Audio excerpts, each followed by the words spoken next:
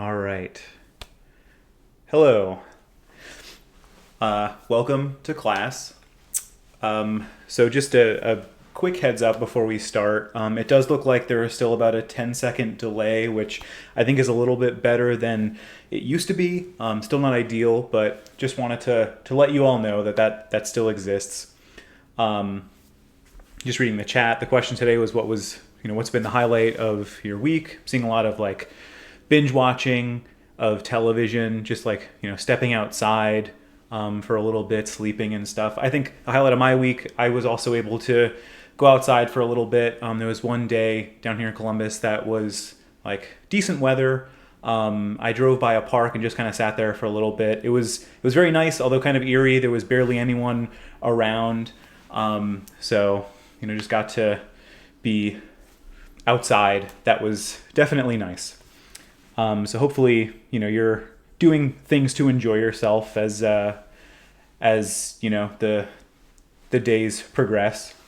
Hopefully you're keeping up with your goals, whether your goal was to sleep more or read more or paint more or exercise or just breathe. Definitely recommend, spending some time each day working on that. All right, so let's get into today's lecture because we have a bunch to get through. So today we're talking about persuasion. Just a brief overview of some of the topics we'll be touching on today. We'll define persuasion.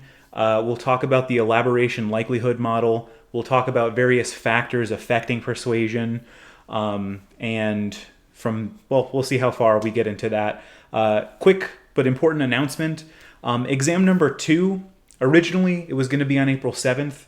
I've decided to move that to April 9th. So instead of Tuesday, it'll be on Thursday. Reason for that is just I would like a little bit of extra time to kind of get things set up, kind of moving the exam to Canvas, just making sure that everything works perfectly before that happens. It'll give you, another couple of days to study, which is nice. Also, you can be on the lookout for that kind of study outline that I mentioned a week or so ago. I'll send that out sometime this week in an announcement. So yeah, just be on the lookout for that. If you have any questions about any of that, feel free to post it in the chat or email me. But assuming there are no questions, let's move into today's discussion on persuasion. So we've been talking about social influence, right? We've been talking about what makes people comply or to change their attitudes or behavior.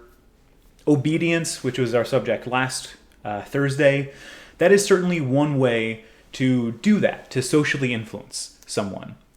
Another way is through persuasion. This refers to the process through which a message leads to a change in a person's thoughts, attitudes, or behaviors.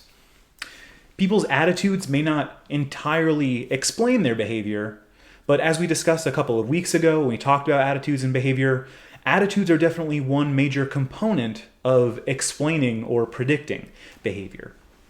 For that reason, if you want to change someone's behavior in some way, one effective strategy is to change their attitude toward whatever that behavior might be.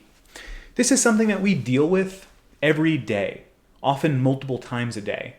So this idea I'm talking about, it's the whole point of advertising, to get many consumers to develop awareness of and a positive attitude toward some product so that they're more likely to buy that product in the future. So they develop an attitude and they adjust their behavior based on that attitude.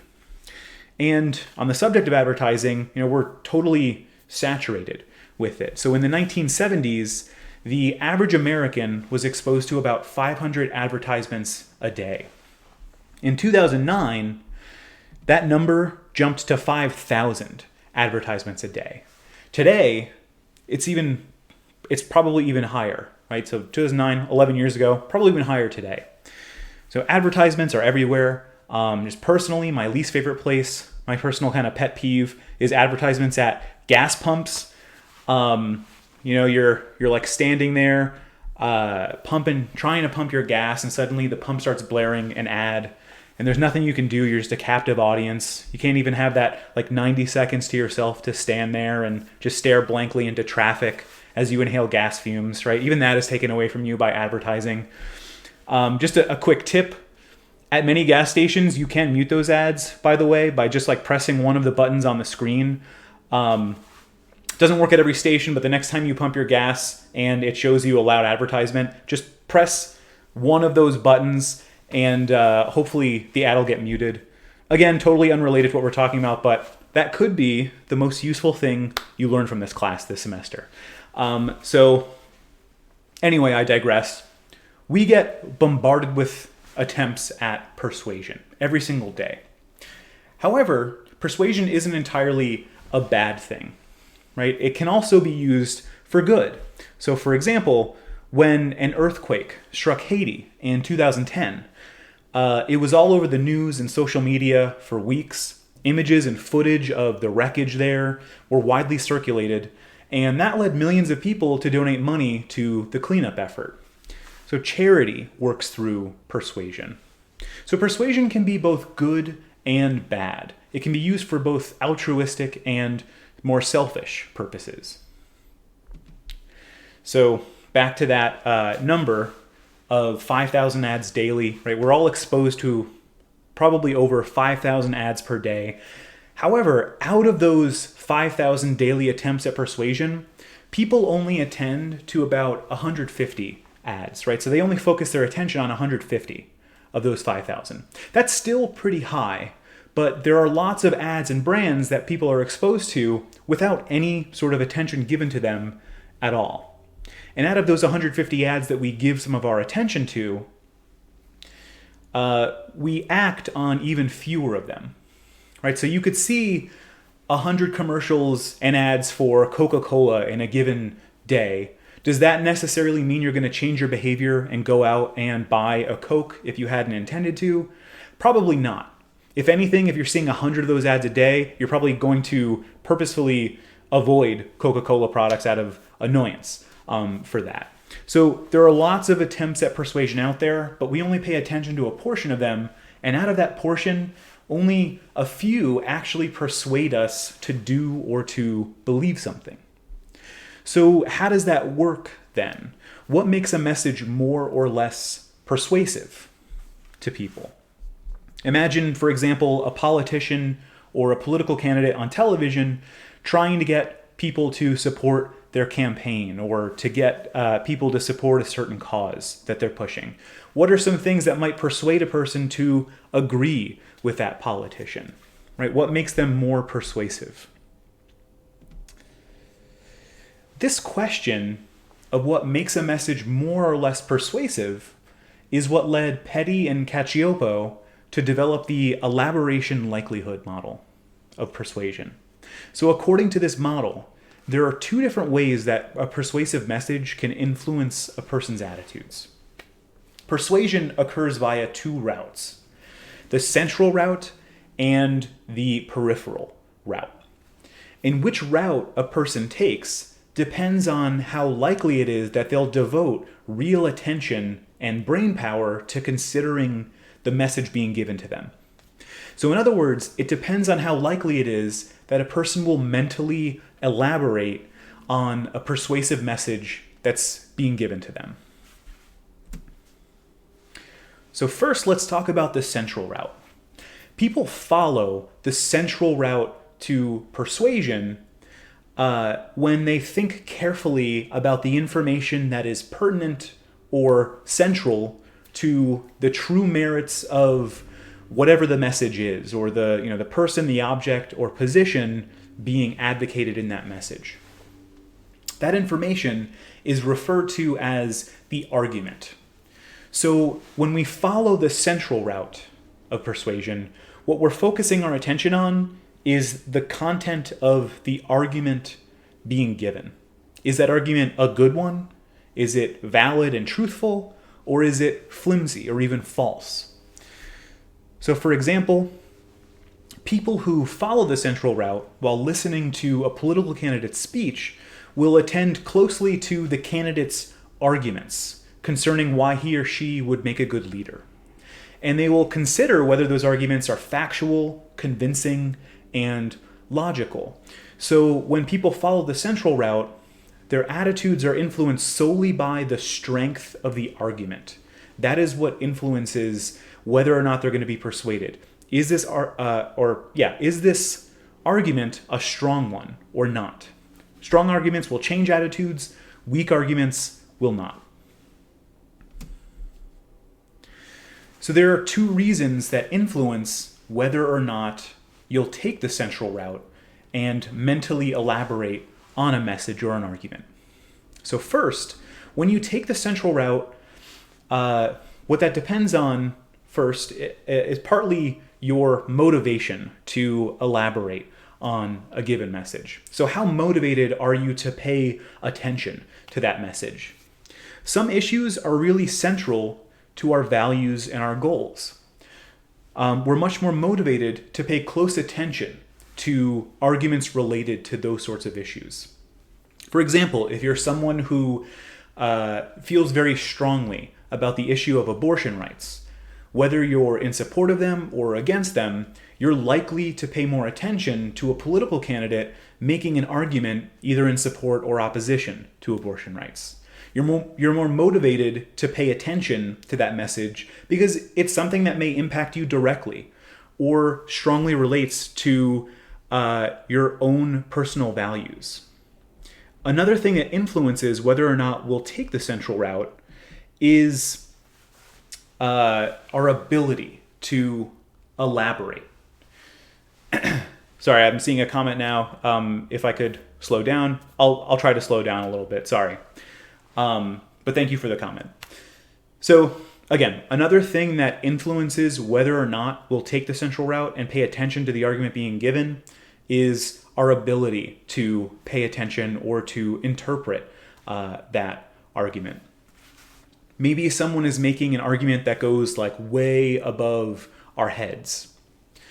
Maybe we're not able to follow them because they're using really complex jargon or language we just don't know. Or maybe they're explaining the issue in a really complex way, so that you need to be a scholar to really carefully consider the argument being presented, right? So maybe we don't follow the central route solely because we don't have the ability to follow it for a given message, if that message is really complex. Or maybe we're not able to attend to the argument for different reasons. Maybe we're just distracted by something else momentarily, and we're not able to fully devote our attention to what's being said. Our ability to attend to things in our environment is a finite resource. You only have so much focus. You only have so much attention that you can devote to any given thing. Sometimes we just can't pay total attention to a message for whatever reason. So those are the two things that make it more or less likely that we will follow the central route, whether we're motivated to follow that route and whether we're able to follow that central route. So what happens if we're not motivated or not able to elaborate on an argument that's given to us? Does that just mean that we're going to be totally unaffected by any attempts at persuasion? Will that message just wash over us and will remain totally uninfluenced? Well, probably not, or at least maybe not. There are other ways that people can be persuaded by a message beyond just how strong or how good the argument being made is. In contrast to the central route, people follow the peripheral route to persuasion when they're not willing or able to put the necessary effort into thinking carefully about the argument. In these cases, people's attitudes are influenced primarily by peripheral cues, which are different aspects of what's being communicated that are, all in all, irrelevant or peripheral to the true merits of the message being advocated. So the focus here is on cues that trigger automatic acceptance without all that much thinking. For example, people following the peripheral route while listening to a candidate's speech are not thinking carefully about the candidate's arguments that they're making. Instead, they might focus on peripheral cues like how attractive, how physically attractive that candidate is, or how passionate they sound, right? They might be sitting there thinking like, wow, I'm not really paying attention to what that guy's saying, but he's speaking really passionately right now. He must be a really good, leader or something. People taking the peripheral route tend to base their attitudes on these sorts of associations or heuristics, like the mental shortcuts we've talked about, such as if a person speaks really passionately or if a person speaks for a long time, then they must have a valid point, right? That's kind of like a mental shortcut you could take that is probably sometimes accurate, but you can see how that is definitely not always going to be true, right? I believe this person because they're speaking really passionately, so they must be telling the truth. Not necessarily. So much of our behavior and our attitudes are decided upon without thinking about them all that much at all. Bringing the conversation back to advertisements, advertisers take advantage of this fact. So when you're in Kroger and you make the decision to buy some ice cream, is that the kind of decision that you need to put careful, rational thought into? No, probably not, right? Ice cream is an impulse purchase. You're more likely to rely on peripheral cues to make a decision about whether or not you want to buy ice cream or what flavor of ice cream, brand of ice cream you're going to buy in those sorts of instances.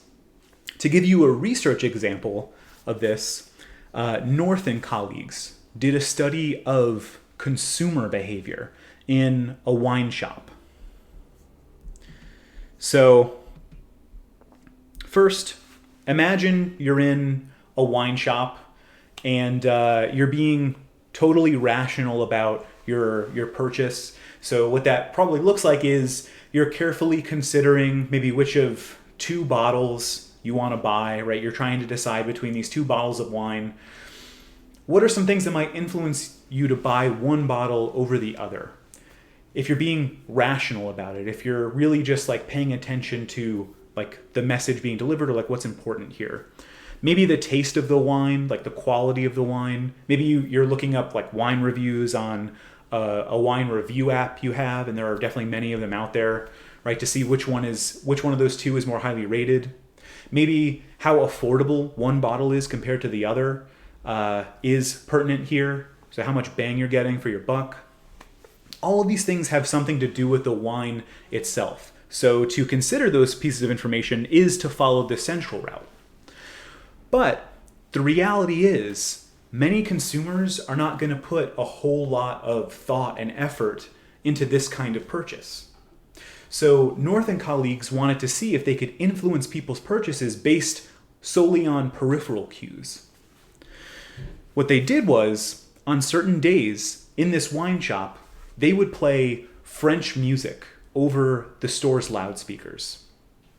On those days where they played French music, they saw that sales of French wine went up. On other days, they would play German music over the store's loudspeaker. On those days, they found that sales of German wine went up. Now, the music playing in a store obviously has nothing to do with the quality or the value of the wine that's being sold. It's totally unrelated, but it is a peripheral cue. So hearing French music made those people maybe want French wine a little more than German wine on those days, and vice versa. Keep in mind, this isn't a conscious process. People aren't thinking, well, I hear French music playing right now, therefore I should buy French wine. It's not logical in that way. This is an automatic association that influences their behavior in a subtle way. Now, obviously, this didn't work on everyone, but it did result in an overall increase in sales in either French or German wine on those days where either French or German music was playing. So it must have been working to some extent, these peripheral cues. So this is just a summary slide to review what we were just talking about. So according to the elaboration likelihood model, persuasion can occur through one of two ways. When we take the central route to persuasion, we're influenced by the quality of an argument. To take the central route is to carefully consider the argument, think logically and rationally about it, make comparisons, maybe weigh pros and cons, and so forth. Right? It's effortful and logical and rational to take the central route. And we engage in this kind of thinking when we're motivated to pay attention to some argument and when we're able to do so. But the reality is, none of us has the time or the mental energy to thoughtfully analyze every single issue that we form an attitude about or behave in a certain way towards. Often, we take the peripheral route by using simple rule of thumb heuristics to help us make decisions quickly. So this kind of language probably sounds familiar to you. And it should sound familiar to you. We're talking about these two different ways in which we're persuaded to form or change our attitudes. One is a slow, rational, and effortful way. The other is a quick and automatic way. That sounds a lot like dual processing theory, right? System 1, system 2. You might think that the elaboration likelihood model is an application of dual processing theory. And it kind of is, but interestingly enough, the elaboration likelihood model was developed earlier than dual processing theory was. So this model we're talking about now was developed in the 80s. Dual processing theories weren't popularized until the mid-90s. But there are definitely a lot of parallels between the two. And the elaboration likelihood model definitely serves as a forerunner to today's dual processing models of the human mind. So because the peripheral route to persuasion results in such quick and reflexive change, it's actually not an ideal way to change someone's attitudes. Attitudes formed through the peripheral route tend to be less durable. They tend not to stick as much, essentially. They're quicker to change because they're formed when people aren't really paying attention, right? When people are paying attention, when they carefully consider an argument and it does persuade them to think differently, that kind of change tends to be longer lasting. It results in more durable attitudes. So if you really want to get your persuasive attempt to stick, it's best to try to convince people via the central route. But that presents a problem. To convince someone via the central route of persuasion requires having a really strong, convincing argument. And sometimes we just don't have a very convincing argument to make. Think about advertisers again. Oftentimes they're not trying to make a very good argument. They just want you to buy their product. Can Pepsi develop a really convincing and thoughtful, rational argument for why you absolutely need to buy their products? Probably not. Nor can they guarantee that you're going to be motivated or able to pay attention to that convincing message. So what many advertisers will do is they'll take advantage of the peripheral route. It's a lot easier to persuade people in this way. And honestly, advertisers who are just trying to sell you a product, they don't need you to form a very strong, lasting, durable attitude. They just need you to have a positive enough attitude to make a quick purchase decision in that moment, right? So I'll give you an example of this. So this is an example of this in action and how advertisers take advantage of it. Say that you have a person who is grocery shopping, right? They go out today, they're all, wrapped up in their rubber gloves, they got their face mask on. They want to pick up a new cereal that's on their shopping list. They don't really know what they want. All they know is they want to make a healthy choice. So that's their goal. I want to buy a healthy cereal today. They're kind of in a hurry, right? They don't really want to be out for obvious reasons. They don't really care all that much about the cereal itself, right? It's like just one thing out of many things on their grocery list. It's not going to make or break their lives which cereal they choose. So they just need to make a quick decision so that they can get out of the store, go home, wash their hands thoroughly, and be on with their day. So they go to the cereal aisle and they see these two cereals sitting there side by side. Which one are they most likely gonna grab? If their goal is to get a healthy cereal, is it gonna be the cinnamon marshmallow Scooby-Doo cereal, or is it gonna be Raisin Bran Crunch?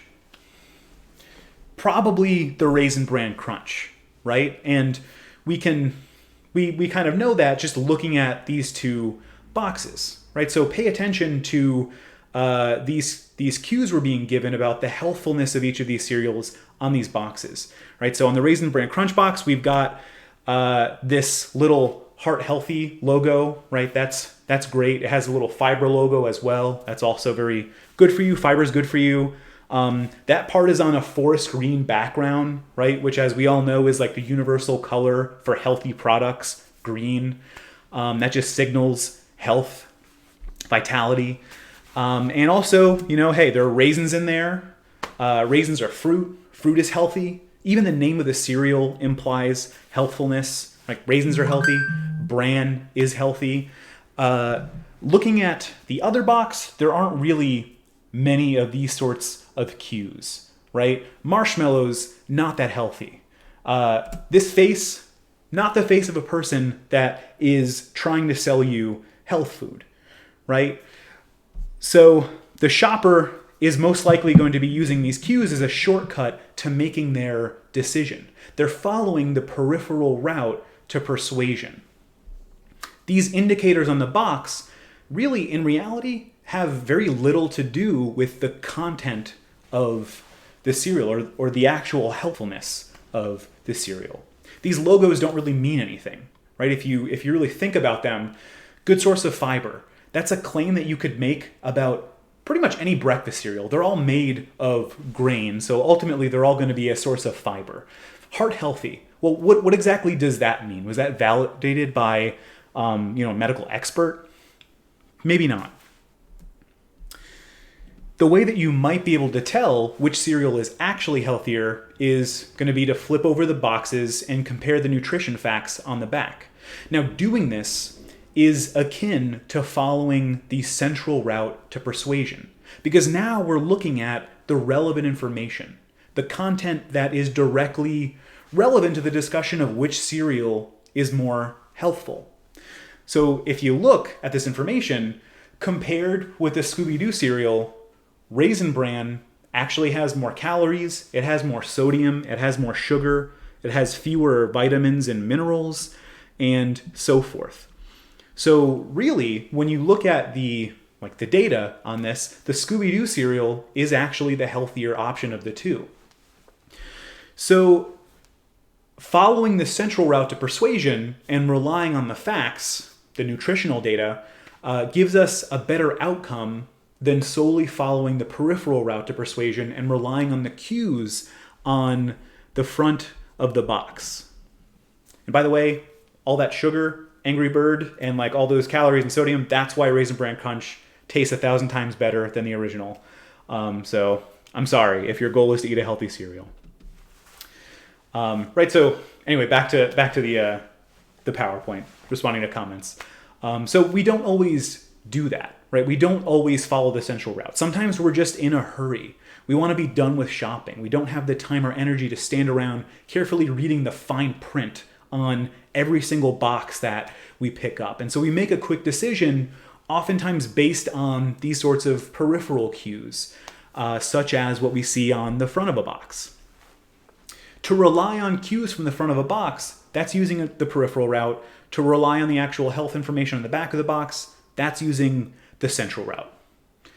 That is ultimately what makes the peripheral route more appealing. It is much more quick to use. It helps us arrive at a quick attitude or a quick decision.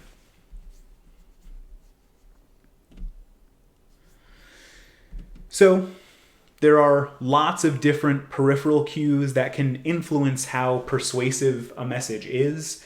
For example, the physical attractiveness of the person delivering the message, or how similar they are to the audience listening to them, or if they're wearing or they have some sort of symbol of authority, or if the person is speaking very quickly or very authoritatively. These are all peripheral cues. We'll go into detail on some of these. Scarcity, also a peripheral cue. So think about anytime you hear in an ad about a limited time offer, or to act quickly because things are selling out.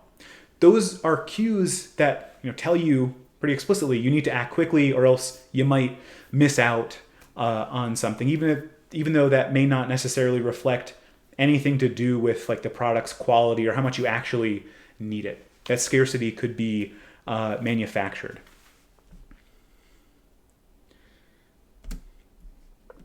So how persuasive is any given message going to be, is the question. As it turns out, there are a lot of different factors at play here. We can boil it down to an interaction between three things. First, the source of the message. Second, the message itself and its context.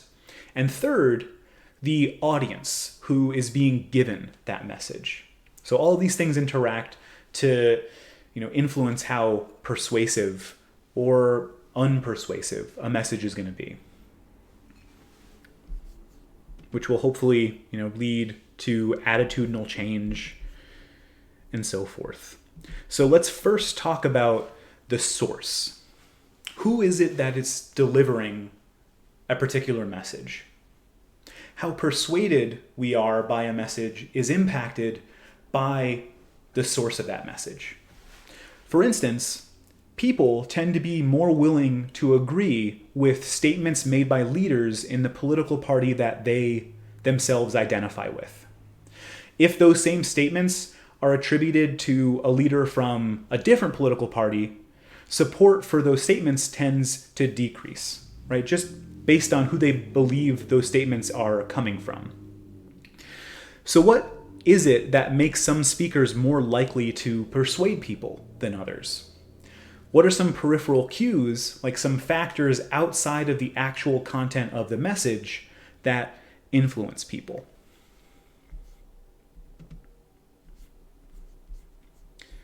One characteristic of the source that makes them more or less persuasive is how credible they are, or how credible they appear to be. How believable does this person seem? How trustworthy do they seem? One study that demonstrated the importance of source credibility had participants read articles that advocated various positions on different issues. So, for example, one article advocated that antihistamine drugs, like Benadryl, should be sold without a doctor's prescription. So that's just like one example of the topics covered in these articles. Half the participants were told that these articles came from an expert source, like the New England Journal of Medicine. Others told these articles came from a popular grocery store magazine, like People or Cosmo. So again, they were all reading the same exact articles, but half were told these articles were written and published in an expert source, half were told it was published in a non-expert source. As you might expect, participants were more likely to agree with the positions advocated in those articles if they thought that the articles came from an expert source rather than a non-expert source. So we tend to be more convinced by credible sources. But what is it that makes a source appear more credible to us? What are some things that make a person or some source seem more credible or trustworthy? One thing we could talk about is perceived expertise. So how much of an expert do you believe a person is on a given topic? If you believe that they're an expert, you're probably going to trust their opinion or what they're telling you about some certain issue. So for example, people are more likely to trust advice from a doctor with a medical degree when it comes to medical advice compared to, say, a tennis player. We rightly assume that the doctor has more expert knowledge in medical issues than someone who does not hold a medical license. But there are other things that make someone appear to be an expert beyond their actual level of knowledge. So remember the confirmation bias. That's something that we talked about a few times now. Just to remind you of the definition, people tend to interpret, favor, and recall information in a way that affirms their own beliefs. That's the confirmation bias. We have a tendency to agree with what we already believe to be true. As you might expect from that, people tend to look favorably upon people who agree with their pre-existing beliefs. People tend to rate speakers as being more expert or more knowledgeable if that speaker is arguing in favor of something that those people already agree with. Another way to appear credible is to speak confidently and fluently. Whether or not you speak charismatically or enthusiastically, that really has absolutely nothing to do with the accuracy of what you're saying, right? But speaking charismatically does seem to an audience like you're being more accurate or more truthful. Erickson and colleagues did a study about the believability of courtroom testimony. So they had participants evaluate testimony given in either a really straightforward way or a really hesitant way. So people tended to rate the straightforward witness as more credible and competent in the study, even though the exact same information was being conveyed by both witnesses. And you can read the transcript or an example of the quotes pulled from each of those transcripts above. Another thing that makes communicators seem more trustworthy is if they appear to be arguing against their own self-interests.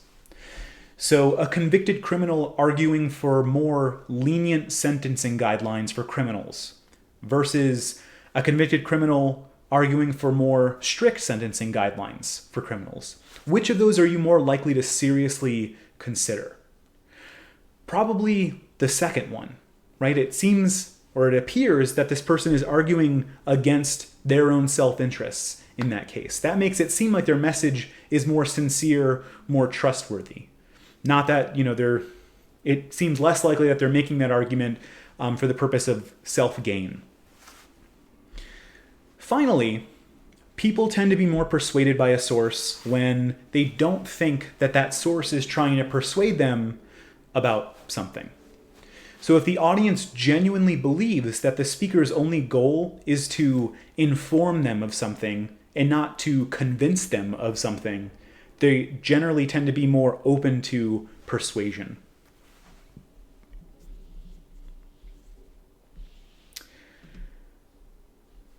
More on this last point about persuasive intent. Think about online reviews. Let's say that you want to start baking, right? You have nothing else going on right now, and so you decide, I want to get into baking. And to do that, maybe you want to buy a stand mixer. So you go on to KitchenAid.com, you're looking at all of these KitchenAid brand stand mixers, and you see this one here that is really highly rated. That's 4.9 out of 5 stars on KitchenAid.com, which is really high, right? 4.9 out of 5 stars, that must be an amazing product, right? But are you going to trust that? Are you going to trust that rating on KitchenAid.com? Probably not. You're probably going to view that rating kind of skeptically. Because remember, this is KitchenAid's own website with their own product on it. In reality, no product on KitchenAid.com, the KitchenAid products, has a star rating below 4.5. You can assume that this company has persuasive intent. They want to persuade you to buy one of their stand mixers. That's their motive. That's their angle. So the reviews on the manufacturer's website seem untrustworthy because the manufacturer likely has an incentive to sell you something. And so their incentive is to tell you nothing but good things about their products and to minimize any negative stuff about their products. What's maybe a little more compelling is if you were to see that same stand mixer with a good review on some third-party website, like, for example, Amazon. If you see something highly rated on Amazon, you might think, well, this is probably good because look at how many customers seem to like it and they have no reason to lie. Which may or may not be true, right? But still, they may seem less biased, or that rating may seem less biased on Amazon compared to if you were to see that same rating on the manufacturer's own website. There seems to be less persuasive intent in the case of a third-party website and its ratings. So note that both paths to persuasion can come into play here, central and peripheral. So how credible someone appears may be due to actual expertise and trustworthiness. A doctor likely has substantial medical knowledge to draw from when they're delivering a message to you. But someone's perceived credibility could also be just due to the appearance of expertise or trustworthiness. So this is why many commercials will have an actor speak to you while dressed as, something like a doctor or a lawyer. And just those symbols of expertise that they're dressed up with, a pair of scrubs and a stethoscope over their shoulders, or a suit and a briefcase with like the backdrop of a bunch of leather-bound books in some office, are peripheral cues that this person is credible and that you can trust them and listen to them.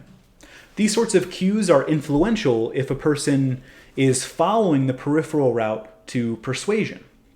They have nothing to do with the message being delivered itself.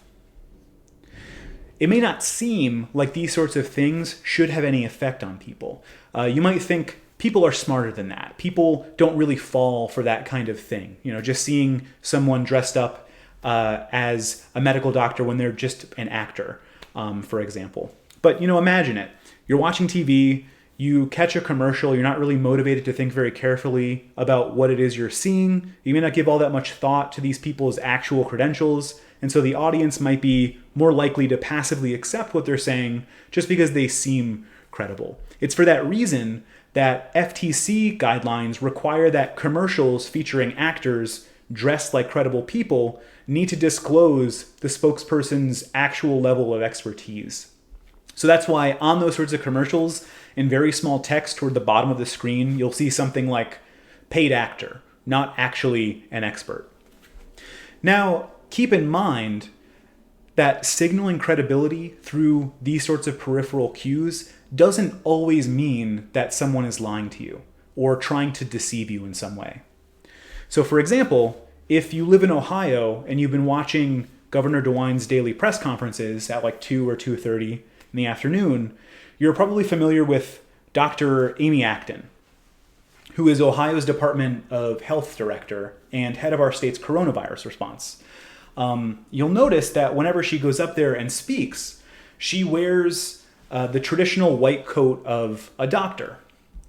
She could just as easily stand up there every day wearing the attire of a public official, which she is, right? She could wear, for example, a pantsuit, maybe. But in wearing a doctor's coat, she's quickly and visually conveying her very real medical expertise to the casual observer. Again, in signaling expertise through a peripheral cue, she's not being deceptive. She's just trying to make it more certain that viewers are going to take her seriously when she gives them public health advice. Right? So just because a speaker uses peripheral cues in delivering a message, it doesn't always necessarily mean that they're being, manipulative or deceptive in some way.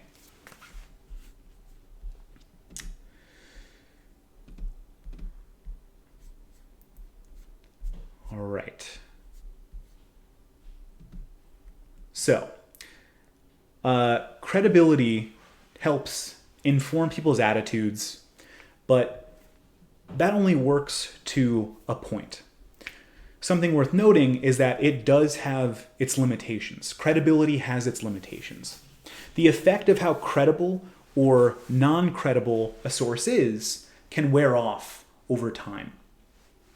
The sleeper effect refers to a delayed impact of a message that occurs when an initially discounted message, so one that we reject for credibility reasons, like we hear a message and we think, we look at the source and we think that's not coming from a very credible source, so I'm just gonna, I'm gonna deny that and just, move on with my day.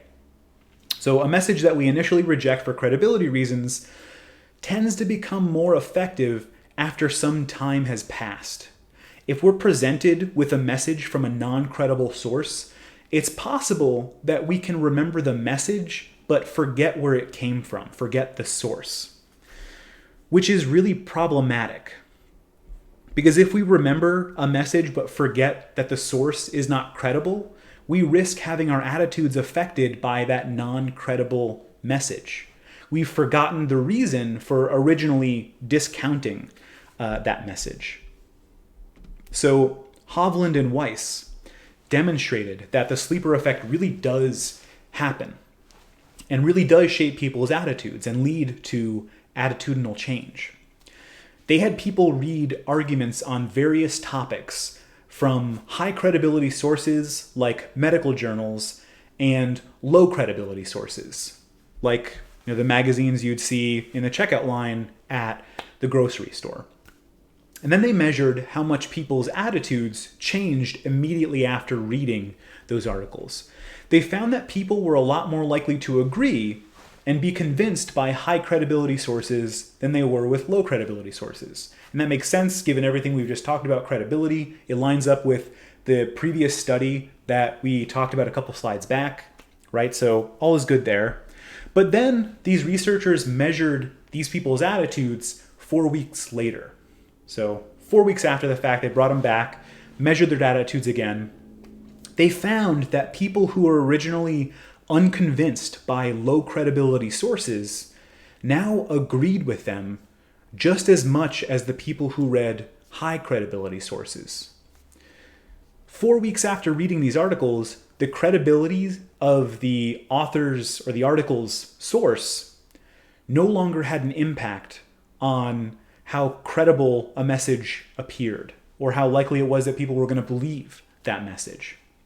People seemed to forget how credible the source was and instead only remembered the message itself. And so credibility no longer had an impact on their attitude.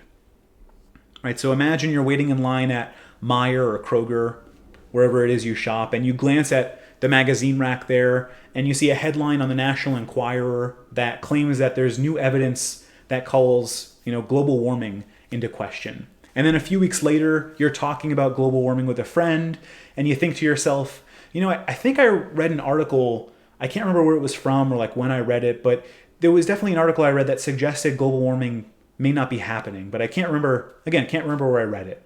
That argument might be a little more compelling now that you've forgotten that you actually read that headline off of a tabloid. So that's the sleeper effect. So credibility works up to a point. Some more factors related to the source that influence how persuasive they are: attractiveness and likability. People generally don't like to think of themselves as being influenced by these sorts of things because, it feels shallow to say, I'm more likely to believe someone if they're an attractive person. But the reality is that these things do make an impact on persuasion, often through the peripheral route. So physical attractiveness is just one type of attractiveness that makes a speaker more compelling. Research has shown, for example, that people find arguments, especially emotional arguments, to be more influential when they're delivered by a person that they consider to be beautiful or physically attractive. Which is why pretty much everyone in commercials or advertisements are attractive models. But physical attractiveness isn't the only kind of attractiveness out there. So likability also matters. We tend to be more persuaded by people that we like compared to those that we do not like. So attraction and likability, two additional peripheral cues that impact how likely it is an audience will be persuaded by some persuasive message.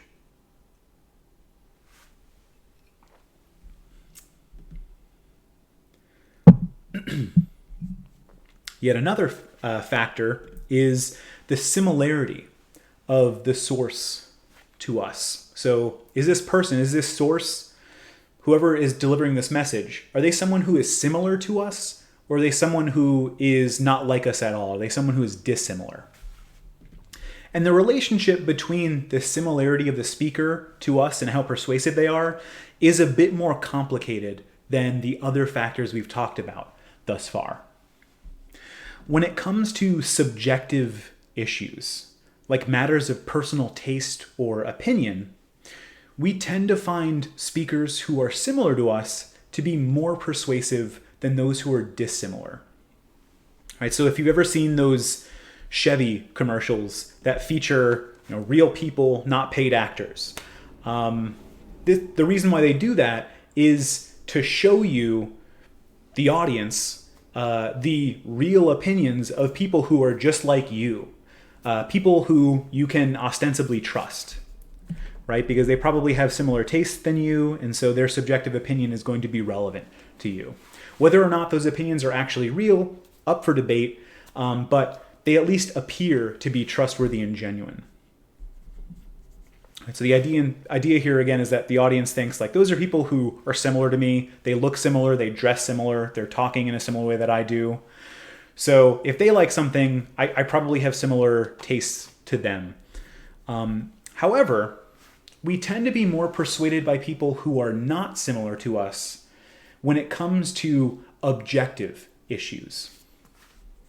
That's because when someone who is similar to us agrees with us on some matter of fact, here we go. When someone who is similar to us agrees with us on some matter of fact, we're kind of uncertain whether they're agreeing with us simply because they like us or because they've been exposed to the same faulty information that we've been exposed to. It's unclear. If someone who is dissimilar to us agrees with us, we're more likely to believe it when it comes to these objective issues. Someone dissimilar seems more unbiased, more objective. Similarity is effective to the extent that it's relevant to the subject of some persuasive message. So when the subject is subjective and a matter of opinion, then similarity is better than dissimilarity. But when that subject is objective and like a matter of fact, not opinion, dissimilarity seems to be better, according to research. So a little more complex than the factors we had been previously talking about.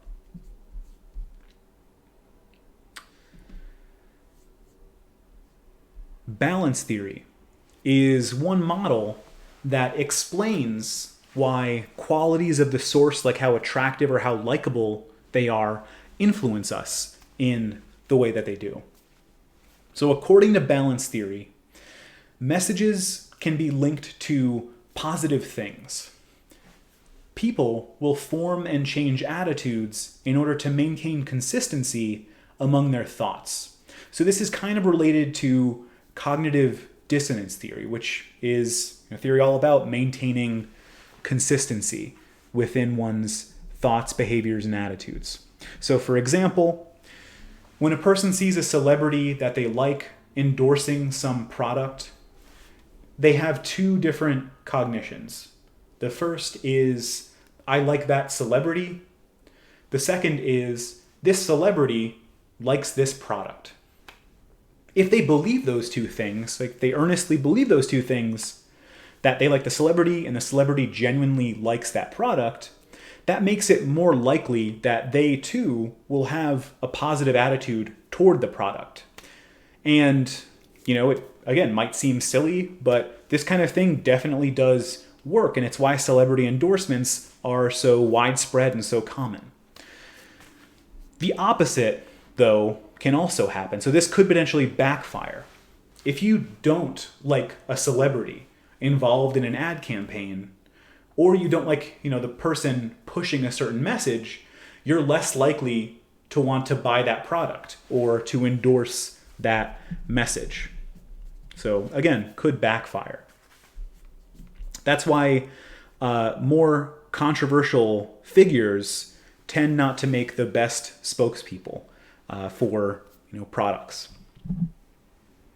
So all of that is to say, the source of a message matters. So let's move on now to the next factor, the message itself and its context. And also, just worth mentioning, at this point, if we were together face to face, this would be the point at which I would ask if there are any questions. Just a reminder for the chat, if you do have any questions, feel free to post them down there. I'm keeping an eye on that. So yeah, just a heads up, but we'll move on from here.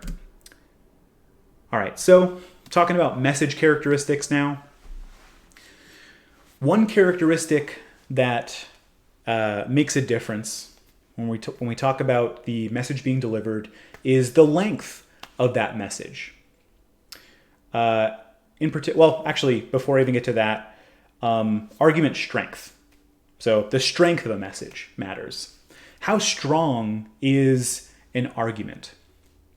The strength of an argument, like one that is well thought out and logically valid, can be really influential in convincing someone of a certain thing. But that's only going to be true if they are paying attention to and able to understand the argument being made. So it's only influential if they're taking the central route to persuasion. That is when argument strength matters the most.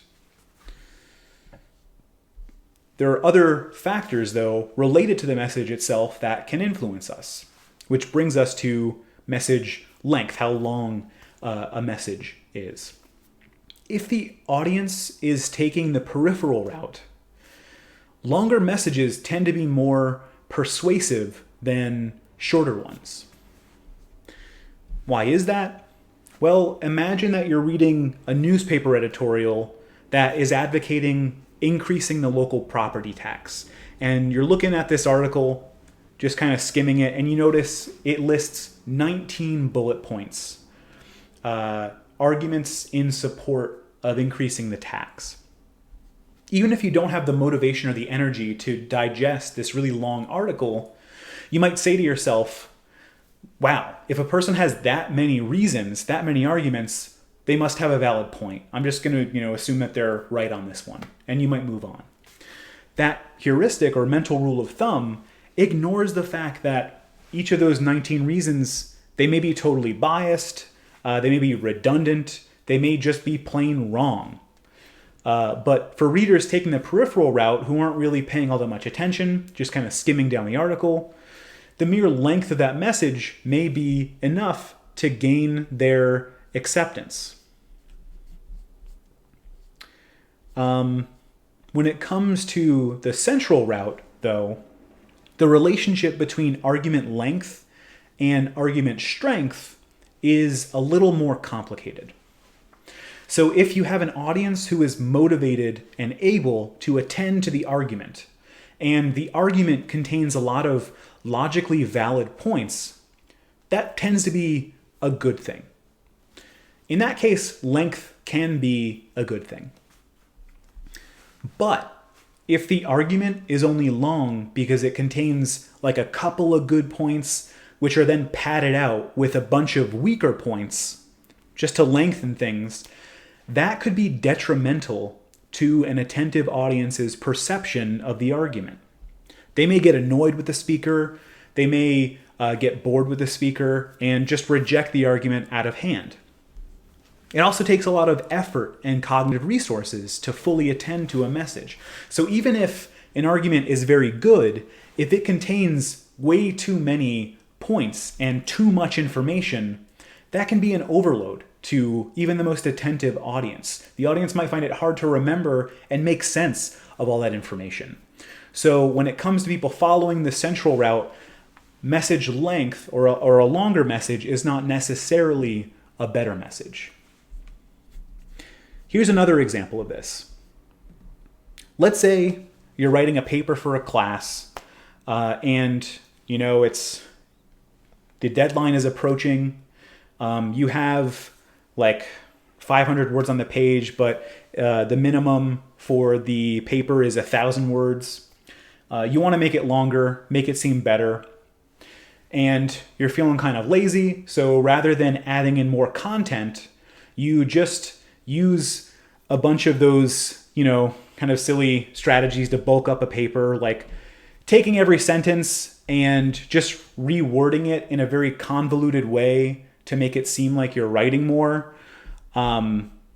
Yes, we who read these papers are aware that this is what you're doing when you're doing it. So I recommend, if this is a strategy of yours, don't do this. But let's say you have an instructor who is not very motivated to read your paper carefully while they're grading it. Maybe you have a lazy instructor. In that case, this strategy, it might work for you, right? That person might look at your paper and just kind of generally judge the length and say, that looks pretty long. I'll give it an A. Right? They're following, in that case, that lazy instructor is following the peripheral route to persuasion. They're not looking at the actual content of your paper. They're just looking at a peripheral cue, the length of that paper. Versus if you had an instructor who was reading carefully, like me or RTA, Kate, they would see through this. They would be taking the central route, paying attention to the content of what you're writing, and maybe they would, call you out for it. But I will say you guys are a good class. I know that none of you have done this in your reaction papers. Most of you have not done this in your reaction papers. I digress. No, your reaction papers have been great. All right, so moving on.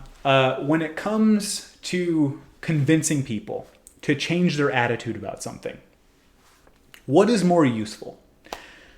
Statistical information or personal anecdotes? Which of these two things can be more influential? Objectively speaking, statistical evidence is more informative than a single anecdote.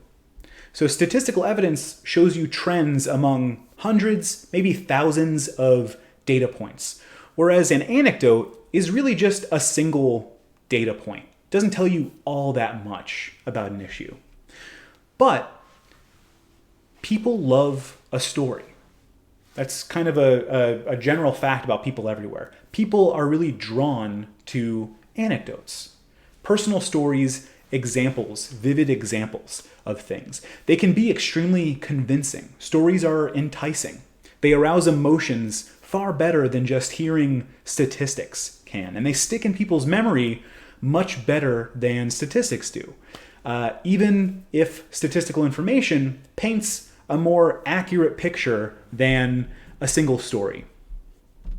So to an audience listening to a persuasive message, statistics are just numbers. But an anecdote is a portrait. It's a story. It's a sequence of events that they can visualize. Stories allow audience members to put a face on an issue. Hearing about other people's experiences makes it easier for people to draw comparisons with their own related memories of similar things that they've witnessed or had happen to them, or might potentially happen to them.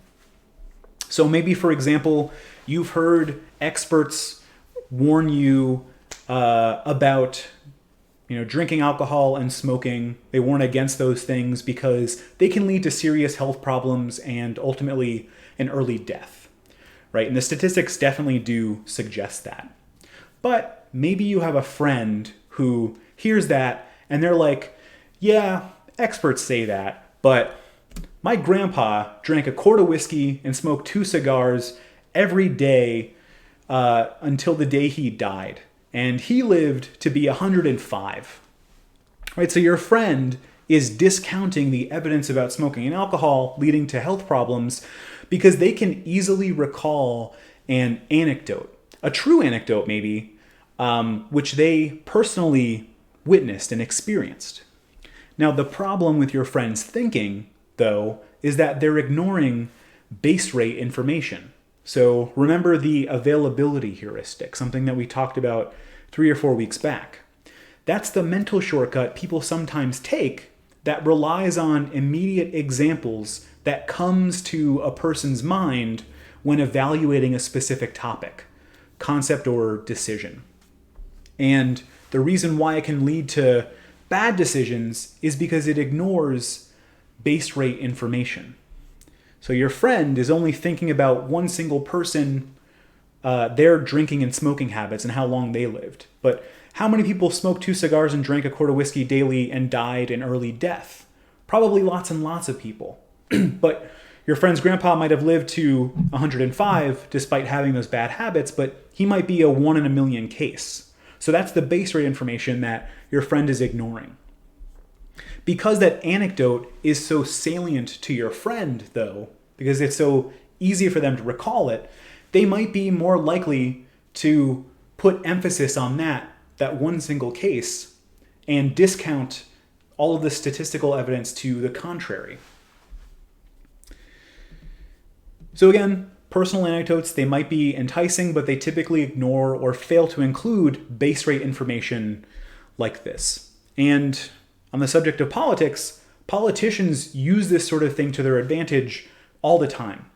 They'll talk about some issue that they want you to care about, and inevitably they will bring up an anecdote of someone who is personally affected by the issue, right? They'll tell a story, they'll give that person a name, they'll tell a story because that story is appealing and captivating, even if it's not a truly representative example of a particular issue. But that is a really effective way to capture an audience's attention and get them to change their mind about an issue.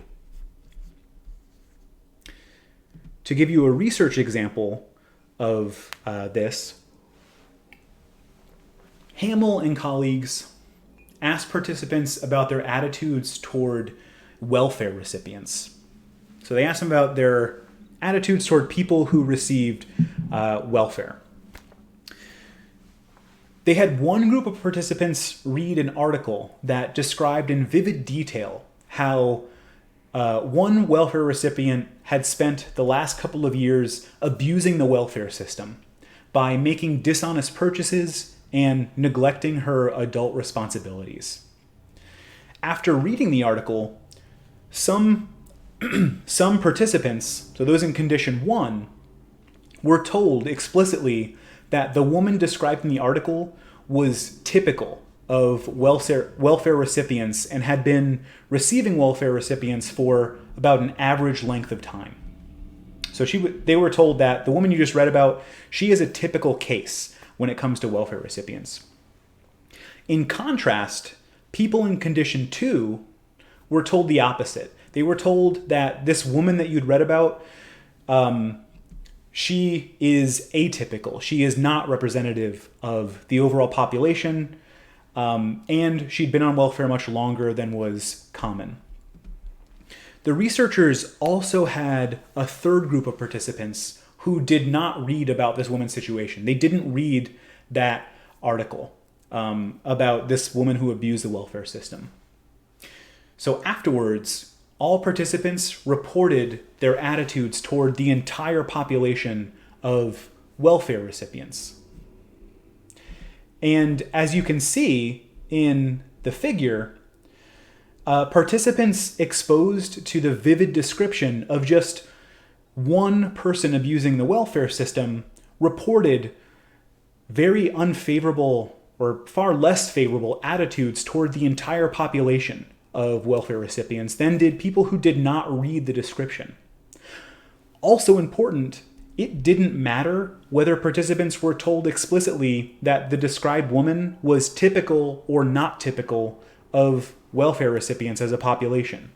So a vivid description of a single case had a really powerful influence on people's attitudes, even when that one case was not representative of a larger population of people or experiences.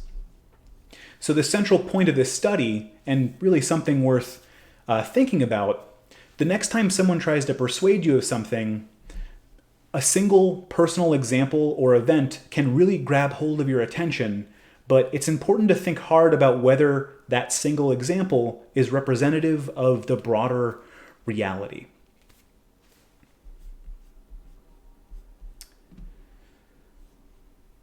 All right, another characteristic of the message that we can talk about is the mood or the emotions that it provokes in people.